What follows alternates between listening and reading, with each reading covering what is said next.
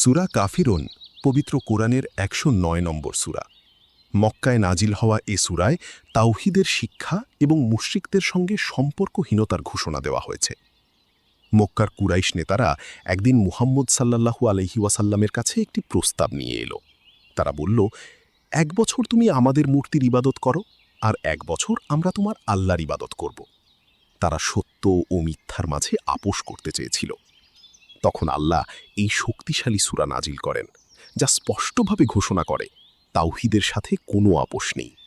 পরম করুণাময় অসীম দয়ালু আল্লাহর নামে শুরু করছি। বলো, হে কাফের সকল, আমি তার ইবাদত করি না যার ইবাদত তোমরা করো, এবং তোমরাও তার ইবাদতকারী নও যার ইবাদত আমি করি। আমি কখনো তার ইবাদত করব না যার ইবাদত তোমরা করো, এবং তোমরাও তার ইবাদতকারী নও যার ইবাদত আমি করি। তোমাদের ধর্ম তোমাদের জন্য, আর আমার ধর্ম আমার জন্য। এই আয়াতগুলো প্রকাশ করে যে ইসলাম কখনো মিথ্যার সাথে মিলেমিশে নিজের পরিচয় হারায় না। একজন মুমিনের হৃদয় শুধু এক আল্লাহর জন্য নিবেদিত, সেখানে শিরকের কোনো স্থান নেই। বাহ্যিকভাবে ইবাদত একই রকম দেখালেও সত্য ঈমান ছাড়া তা আল্লাহর কাছে গ্রহণযোগ্য নয়।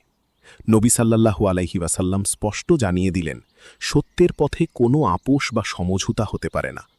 এই আয়াত মানুষকে বুঝিয়ে দেয়, তাওহীদ ও শিরক একসাথে কখনো চলতে পারে না।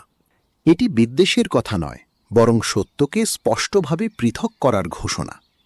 ইসলাম নিজের আদর্শকে পরিষ্কার ও দৃঢ়ভাবে তুলে ধরে। এই সূরাটি আমাদের শেখায়, সত্যের পথে দৃঢ় থাকতে হয়।